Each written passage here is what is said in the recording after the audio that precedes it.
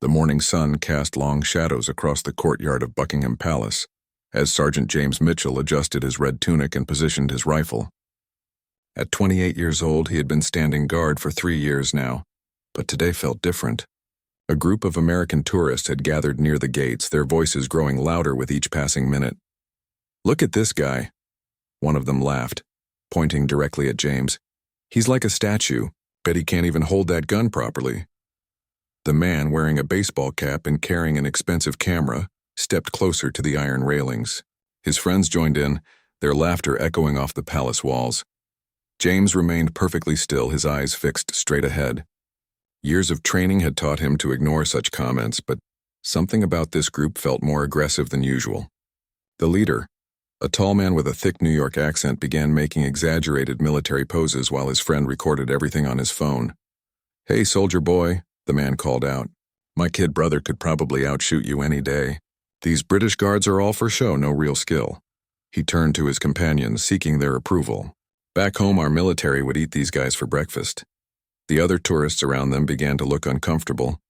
An elderly British woman shook her head in disapproval, while a young couple quickly moved their children away from the scene. But the group of Americans seemed oblivious to the growing tension. James felt his jaw tighten slightly, but his training kicked in.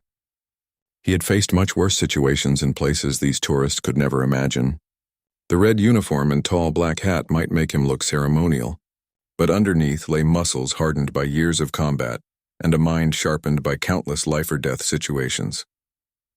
"I heard these guards faint in the heat," another tourist added, wiping sweat from his forehead despite the cool London morning. "Probably can't even march properly without falling over." What a joke of a military. A small crowd had gathered now, some tourists looking embarrassed by their fellow Americans' behavior, others secretly hoping for some kind of reaction. James could feel dozens of eyes on him, but he remained as motionless as the stone lions that guarded the palace entrance. What none of these mocking tourists knew was that just 18 months ago, James had been crawling through the mountains of Afghanistan, his sniper rifle steady in his hands as he protected his unit from enemy fire. The same hands that now held a ceremonial rifle had once squeezed triggers that saved countless lives from distances these civilians could barely comprehend. The leader of the group grew bolder, encouraged by James's silence. "See? He can't even respond. Probably doesn't know how to use that weapon. It's probably not even loaded." He gestured wildly, his voice carrying across the courtyard and drawing even more attention. James remembered his commanding officer's words from his SAS days. "The quieter you become, the more you can hear." Right now he was listening to everything. The number of people in the crowd, the positioning of the security cameras, the subtle shift in the wind direction. These were habits that had kept him alive in some of the most dangerous places on Earth. Behind his stoic expression, James was also remembering the last mission that had earned him his transfer to the Royal Guard. It had been a hostage situation in a remote compound, where his precision shooting had ended a 3-day standoff without a single civilian casualty. The medal ceremony felt like a lifetime ago, but the skills remained as sharp as ever. The mocking continued for another 10 minutes, with the tourists taking turns making jokes and posing for photos. They had no idea they were standing in front of someone who had been personally commended by the Queen herself for his service. Someone who had completed missions so classified that even his family didn't know the full extent of his achievements. As the group finally began to move away, still laughing and making crude gestures, James allowed himself a tiny smile. If only they knew that the statue they had been mocking could hit a target the size of a coin from over a mile away. If only they understood that the calm demeanor they mistook for weakness was actually the mark of someone who had faced real danger and emerged victorious. The palace grounds returned to their usual peaceful state, but James knew this encounter was far from over. Something in the way the lead tourist had looked at him suggested this wasn't just random mockery. There had been calculation in those eyes, a purpose that went beyond simple tourist behavior. As his shift continued, James filed away every detail of the encounter in his memory. Faces, voices, clothing, the expensive equipment they carried. In his previous life, such attention to detail had meant the difference between mission success and catastrophic failure. Old habits, it seemed, died very hard. 3 days later, James was assigned to the evening shift at Windsor Castle. The Queen was hosting a small diplomatic dinner, and security was heightened throughout the grounds.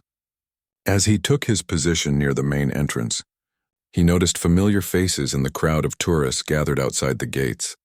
The same group from Buckingham Palace had returned, but this time they seemed more organized. They had better equipment, professional cameras, and what looked like surveillance gear disguised as tourist accessories. The leader, who James now remembered was called Rick, was speaking quietly into a small device while pretending to read a guidebook. "There he is again," Rick said loudly enough for James to hear. "The same useless guard from the other day. These guys really are just for decoration." But his eyes weren't mocking anymore. They were studying, calculating, measuring distances and angles. James's instincts, honed by years of covert operations, immediately recognized what he was seeing. This wasn't tourism. This was reconnaissance. The expensive cameras weren't for vacation photos. They were mapping the palace grounds. The casual questions they asked other tourists about guard rotations and security procedures weren't innocent curiosity. Through his peripheral vision, James watched as one of the group members, a woman with short blonde hair, positioned herself near the side gate. She was sketching in what appeared to be an artist's notebook, but James could see she was actually drawing detailed diagrams of the security layout. Her movements were too precise, too purposeful for a casual tourist. Another member of the group, a younger man with a thick beard, was testing the range of what looked like a radio device.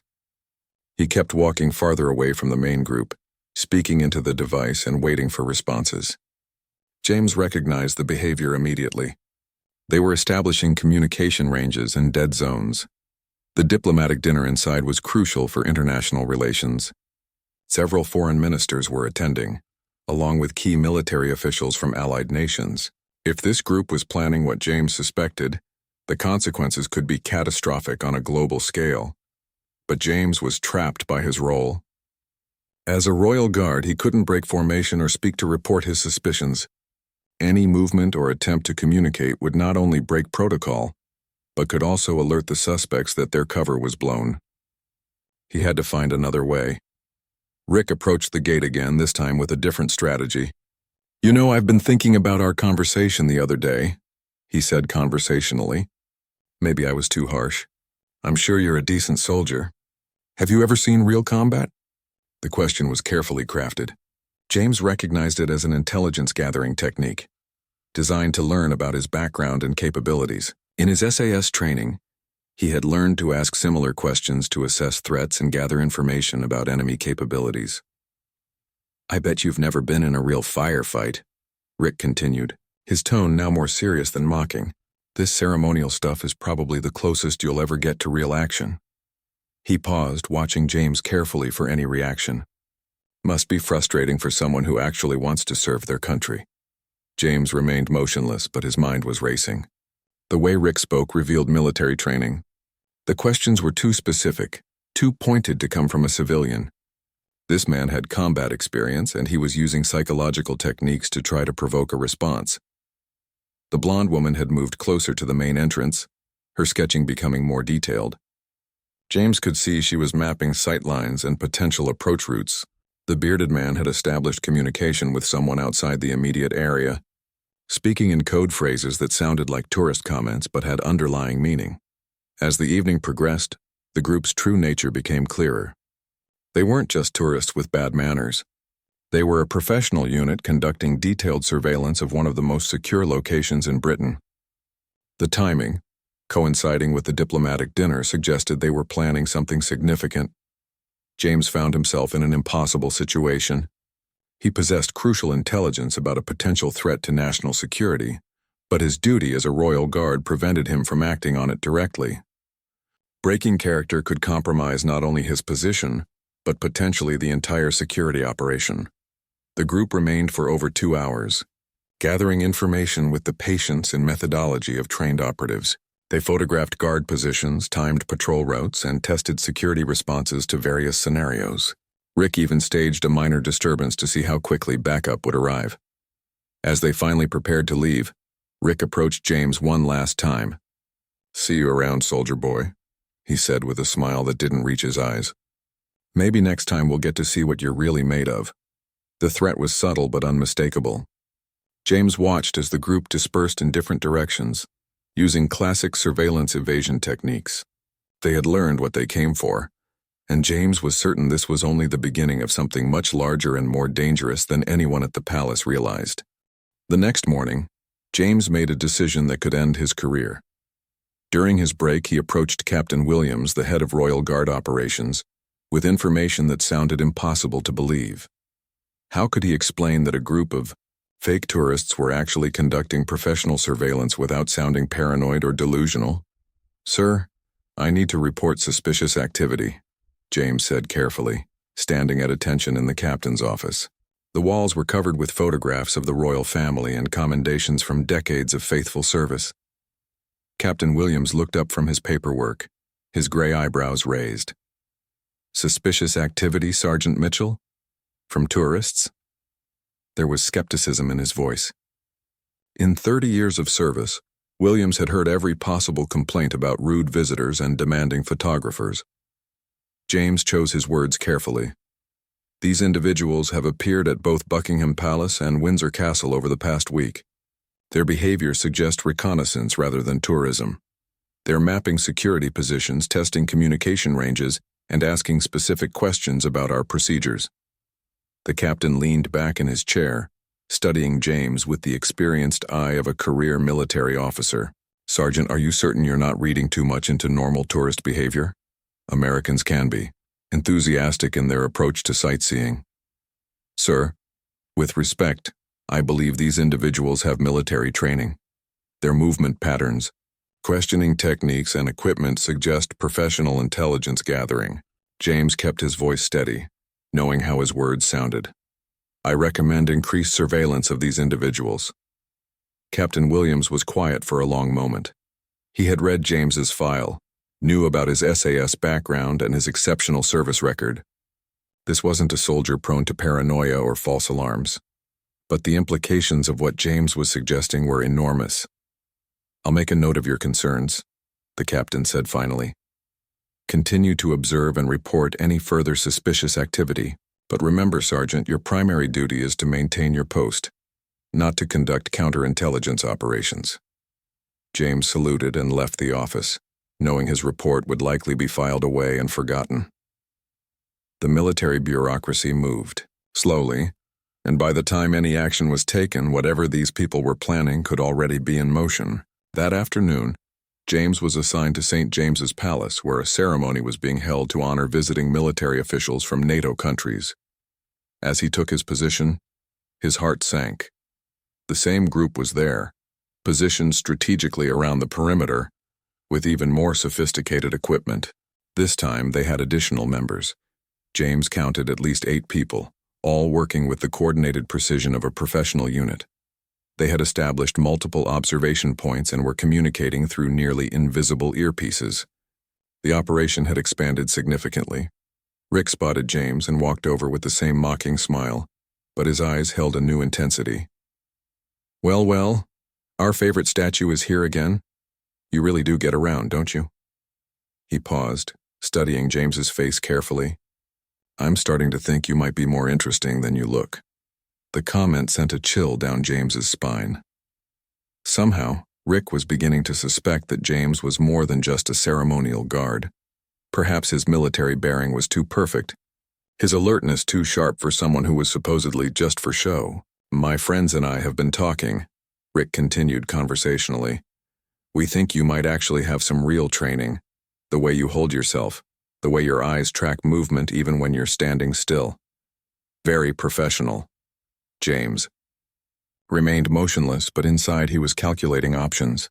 If this group suspected his true background, they might accelerate whatever timeline they were working on. Alternatively, they might try to eliminate him as a potential threat to their operation. The blonde woman approached from the left, timing her movement to coordinate with Rick's position. "We've been researching the Royal Guards," she said with a slight Eastern European accent that James hadn't noticed before. "Most of them are recruited from regular army units, but some come from more specialized backgrounds." Now James understood. They weren't just conducting surveillance of the palace grounds. They were investigating the guards themselves.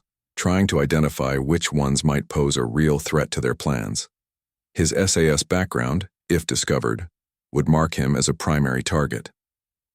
The ceremony inside was proceeding normally, but James could see the group positioning themselves for something more than observation. They had split into smaller teams, each covering different angles and approach routes. The coordination was military-level professional. "You know what I think?" Rick said, stepping closer to the fence. "I think you're exactly the kind of guard we need to worry about. The kind who might actually fight back when things get interesting." The threat was no longer subtle. James realized that his attempt to maintain cover might have actually made things worse. By staying silent and motionless, he had demonstrated exactly the kind of discipline and training that would concern professional operatives planning an attack. As the afternoon wore on, James watched the group's activities with growing alarm. They were conducting final reconnaissance, the kind of detailed observation that preceded immediate action. Equipment was being positioned, escape routes were being confirmed, and communication protocols were being tested one last time. When his shift ended, James made another decision that could destroy his career but might save lives. He couldn't wait for the official channels to respond to his report. He needed to contact his former commanding officer in the SAS and warn them that something major was about to happen at one of the royal residences. The group's behavior suggested they were in the final stages of planning, which meant they would strike soon. That evening, James broke every protocol in the book. Using an encrypted phone he had kept from his SAS days, he contacted Colonel Sarah Harrison, his former commanding officer. The call was risky because it bypassed the entire chain of command, but James knew that lives were at stake. "Mitchell, this better be good." Colonel Harrison's voice crackled through the secure connection. "You know the rules about unauthorized contact. Ma'am, I have credible intelligence about a potential attack on a royal residence. Multiple trained operatives have been conducting surveillance for over a week. The threat level is immediate." James spoke quickly, knowing the call needed to be brief to avoid detection. There was silence on the other end for several seconds. Colonel Harrison had worked with James on classified missions where his judgment had saved entire operations. She knew he wasn't prone to false alarms or paranoid delusions. "Details, Sergeant. Everything you've observed." James provided a rapid briefing, describing the group's composition, their equipment, their methodology, and their escalating behavior. He emphasized the professional nature of their surveillance and the timing, coinciding with high-profile diplomatic events. "I'll have this elevated to the appropriate channels immediately," Colonel Harrison said. "But Mitchell, you need to understand the position you've put yourself in. If this proves to be nothing, your career is over. If it's real and you're right, you might have just prevented a catastrophe." The call ended, leaving James alone with the weight of his decision. He had potentially saved lives, but he had also likely destroyed his future in the military. Royal guards who broke protocol and bypassed command structure rarely received second chances. The next morning brought news that vindicated James's concerns, but confirmed his worst fears about his career. An emergency briefing was called for all Royal Guard units, and Captain Williams' expression was grim as he addressed the assembled soldiers. "Gentlemen, we have received credible intelligence about a potential security threat," the captain announced. "Effective immediately, all ceremonies and public events are suspended until further notice. Security protocols are being elevated to maximum alert status." James felt a mixture of relief and dread. His intelligence had been taken seriously, but the formal announcement meant his unauthorized contact with the SAS had been discovered. He would face serious disciplinary action, possibly court-martial. "Sergeant Mitchell, report to my office immediately after this briefing," Captain Williams added, his eyes finding James in the formation. The tone left no doubt about the nature of the upcoming conversation. Meanwhile, Rick and his team had noticed the sudden change in security posture around all royal residences.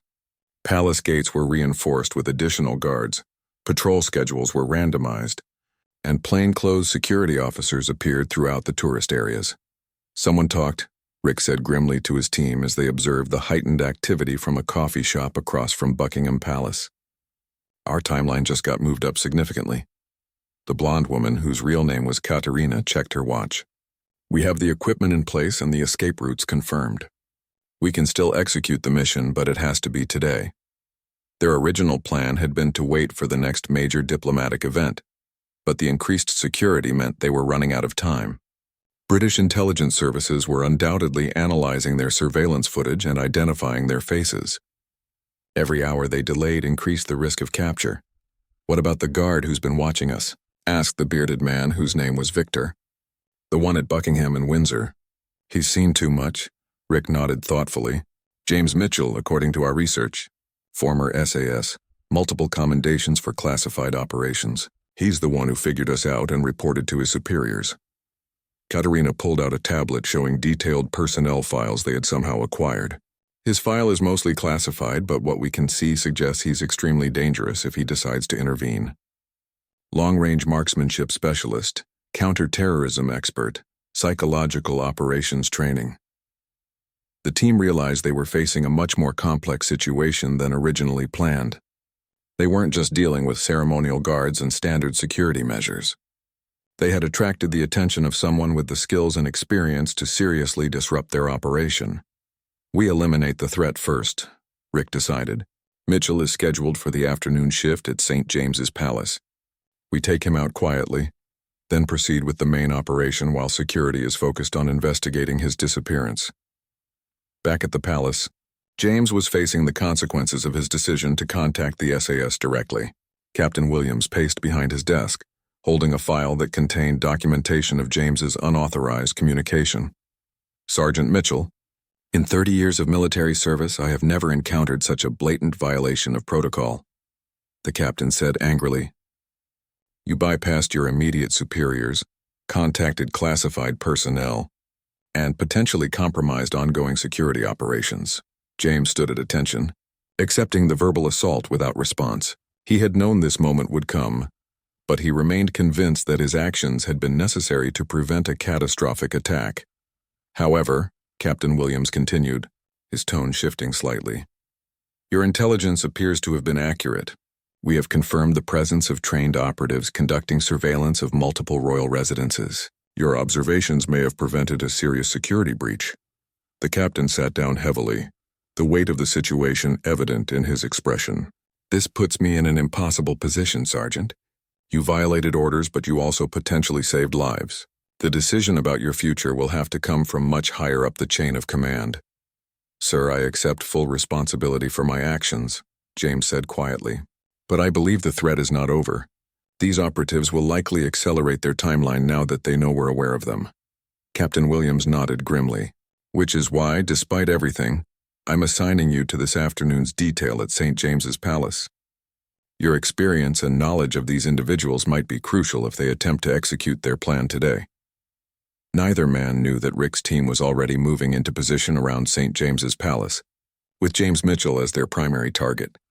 As James took his position at St. James's Palace that afternoon, he immediately sensed something was wrong.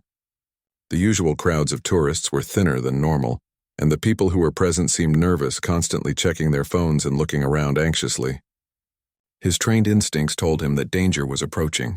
Within minutes, he spotted Victor positioning himself on a nearby rooftop with what appeared to be a long-range rifle disguised as photography equipment. Katerina was approaching from the east, moving with the controlled pace of someone preparing for action. Rick himself was nowhere to be seen, which meant he was likely coordinating from a concealed position. James realized with crystal clarity that he was the target. They intended to eliminate him before proceeding with whatever larger operation they had planned. His decision to report their activities had marked him for assassination, and they were making their move while he was isolated and bound by the restrictions of his ceremonial duties. The afternoon sun created long shadows across the palace courtyard, providing excellent concealment for the approaching operatives. James calculated distances and angles automatically, his SAS training taking over despite the formal constraints of his current role. Victor's position gave him a clear shot at the guard post, while Katerina's approach would put her within close-range striking distance. For several minutes, James remained perfectly still, giving no indication that he had detected the threat. This was psychological warfare at its finest. They were testing his awareness and reaction time. Any movement or change in posture would confirm their suspicions about his military background and potentially trigger immediate action. A family of genuine tourists approached the palace gates, completely unaware of the deadly situation developing around them. James felt his protective instincts surge as he realized these innocent people could become casualties if violence erupted. He needed to find a way to neutralize the threat without endangering civilians. Victor adjusted his position on the rooftop, the movement barely visible but unmistakable to James's trained eye. The weapon was definitely a sniper rifle, probably chambered for a round that would penetrate body armor. James estimated the range at approximately 300 meters, an easy shot for a competent marksman. Katerina continued her approach, now less than 50 meters away. James could see she was carrying concealed weapons beneath her jacket, and her movement pattern suggested she was preparing for close-quarters combat. She was positioning herself to either escape quickly after Victor's shot, or to finish the job if the sniper missed. The weight of James's ceremonial rifle felt different now. While it was a functional weapon, it wasn't loaded with live ammunition according to standard Royal Guard protocols. Even if he could break formation to defend himself, he would be fighting trained killers with an empty rifle against professional weapons. But James had advantages that his attackers didn't know about. Years of SAS training had taught him to improvise weapons from everyday objects, to use terrain and structures for tactical advantage, and to turn apparent weaknesses into strategic strengths. His ceremonial position, which seemed to make him vulnerable, could actually provide unexpected opportunities. Rick's voice crackled through concealed speakers, apparently addressing his team through their communication system. Target confirmed in position. Execute in 30 seconds. The countdown had begun, and James had half a minute to save his own life while protecting innocent civilians. James made a decision that would have shocked his Royal Guard trainers, but felt completely natural to his SAS instincts. Without breaking his formal posture or giving any visible sign of preparation, he began to mentally map every possible cover point, escape route, and improvised weapon within his immediate area. The palace gates themselves could provide ballistic protection. The ceremonial bayonet on his rifle, while primarily decorative, was still a functional blade. The heavy wooden guard box behind him contained emergency communication equipment that could summon rapid response teams. Most importantly, his years of combat experience had taught him that the best defense was often an unexpected offense. 20 seconds. Victor was settling into his final firing position, the rifle barrel becoming visible as it extended beyond the rooftop edge. Katerina had stopped her approach and was reaching inside her jacket for what James assumed was a backup weapon. The tourists were still walking directly toward the danger zone. 15 seconds. James calculated trajectory angles and realized that Victor's position, while excellent for shooting at the guard post, would be extremely vulnerable to return fire from certain positions within the palace courtyard. The sniper had chosen concealment over protection, a tactical error that could be exploited. 10 seconds. James could feel his heart rate steady into the controlled rhythm he had learned in combat zones. Time seemed to slow down as his training took complete control. Every movement, every decision would need to be perfect to survive the next few minutes. 5 seconds. Victor's rifle shifted slightly as he acquired his final target picture. Katerina's hand emerged from her jacket holding a pistol with a suppressor attached. Rick's voice began the final countdown. 3, 2. James exploded into motion with a speed and precision that shattered every expectation his attackers had about ceremonial guards. Instead of diving for cover or freezing in panic, he launched himself directly toward the approaching Katerina while simultaneously shouting a warning to the civilian.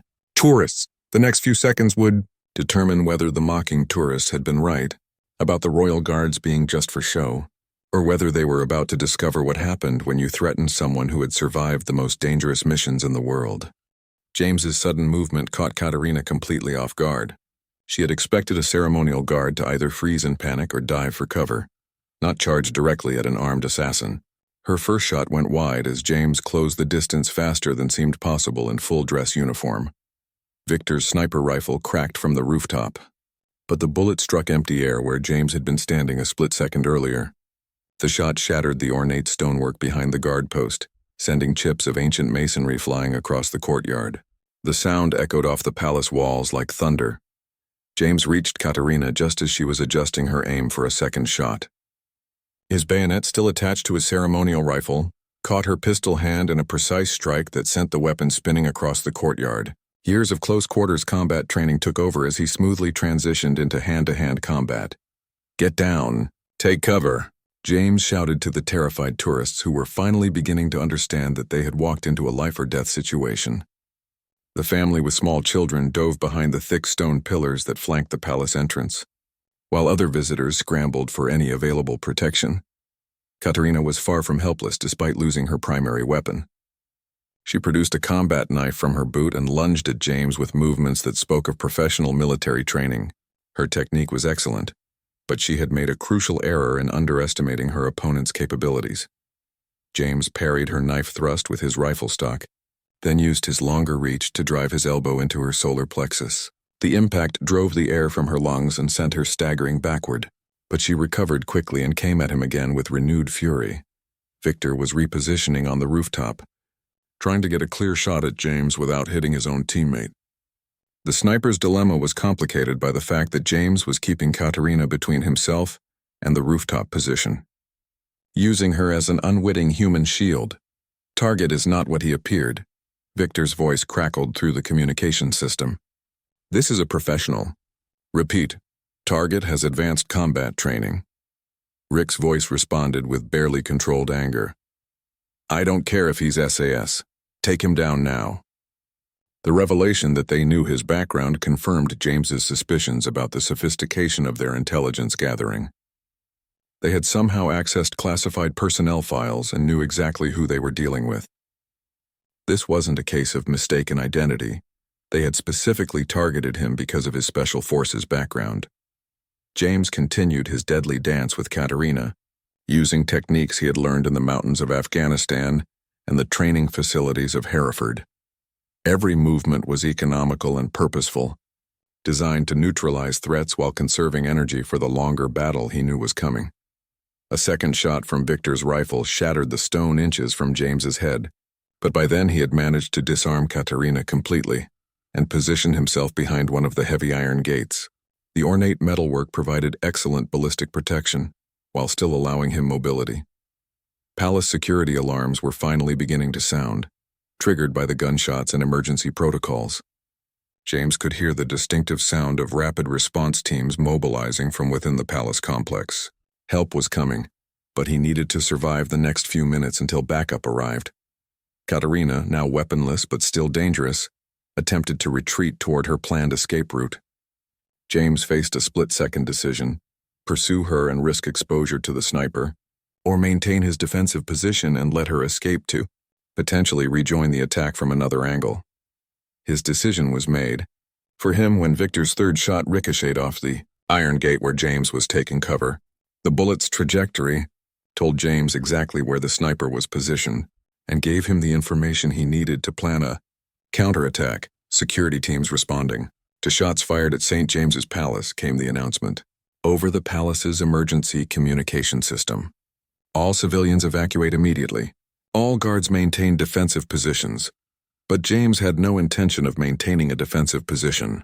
Years of SAS training had taught him that the best way to defeat snipers was to close the distance and force them into close-quarters combat where their long-range advantage became a liability, using the palace's architecture to mask his movement. James began working his way toward the building that housed Victor's position. The sniper would be expecting him to remain pinned down behind cover, not to launch an aggressive counterattack. Katerina had managed to reach the edge of the courtyard, but instead of escaping, she was pulling out a radio communicator. James realized with alarm that she wasn't just reporting failure. She was likely calling in additional team members or triggering whatever larger operation they had planned. The sound of approaching sirens told James that police and emergency services were responding to the gunfire. But he also knew that Rick and his team had probably planned for this contingency. Professional operatives always had multiple exit strategies and backup plans. As James reached the base of the building where Victor was positioned, he could hear the sniper moving around on the roof above, trying to reacquire his target. The hunter was about to become the hunted, and Victor was about to discover that attacking a royal guard who happened to be one of Britain's most lethal soldiers was a fatal mistake. James scaled the building with the fluid efficiency of someone who had climbed far more challenging obstacles under enemy fire. The ornate Victorian architecture provided excellent handholds, and within moments he was pulling himself onto the rooftop, where Victor was frantically trying to relocate his sniper position. The confrontation was swift and decisive.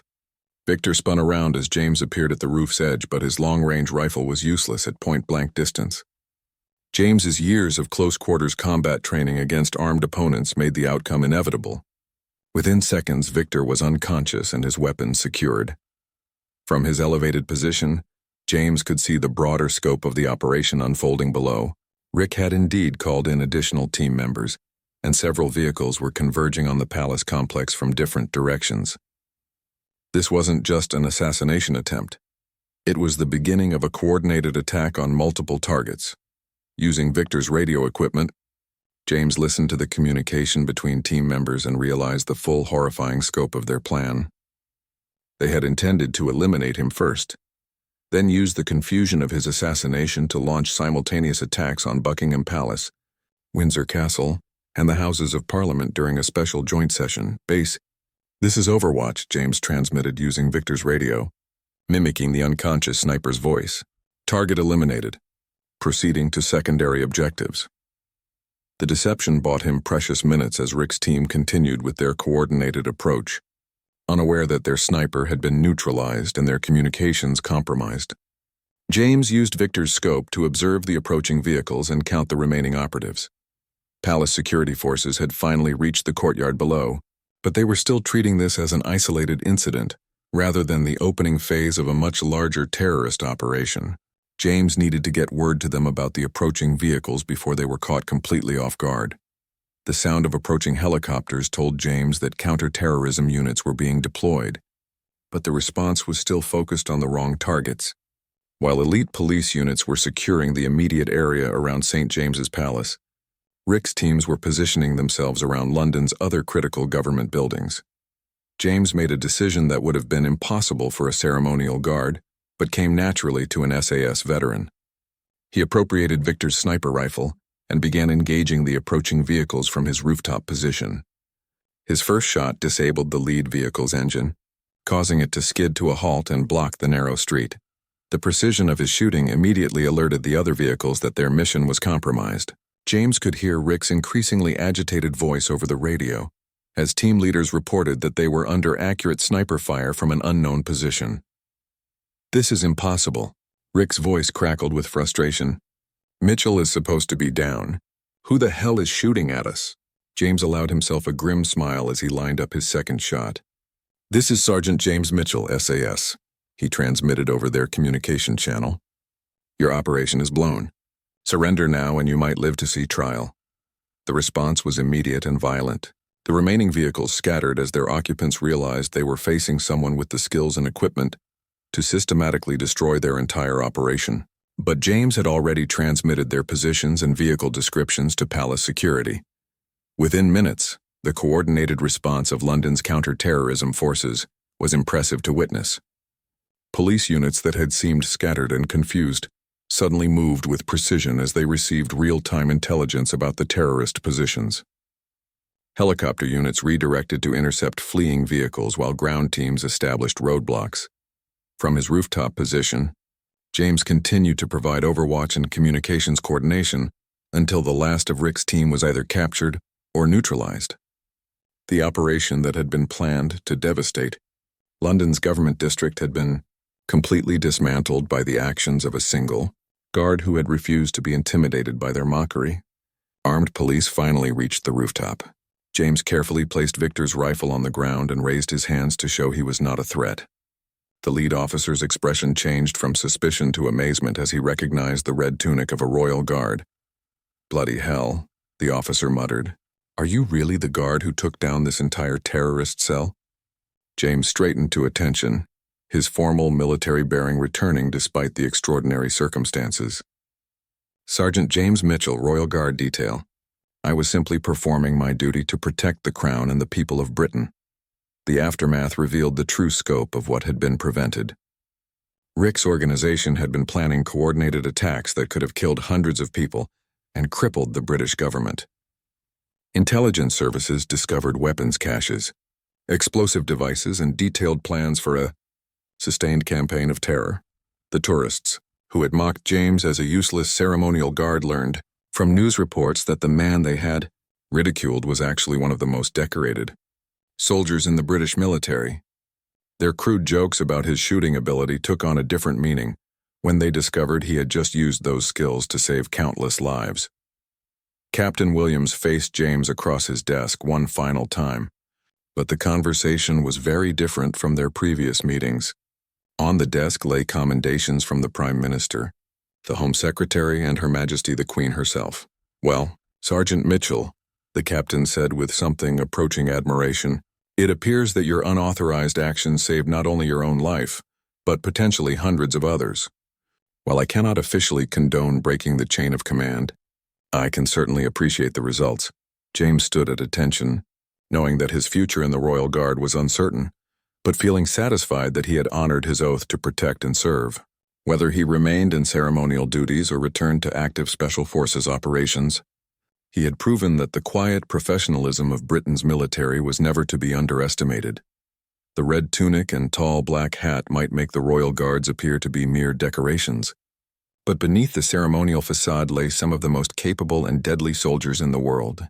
Rick and his team had learned this lesson far too late, and their mockery had awakened a response they never could have imagined.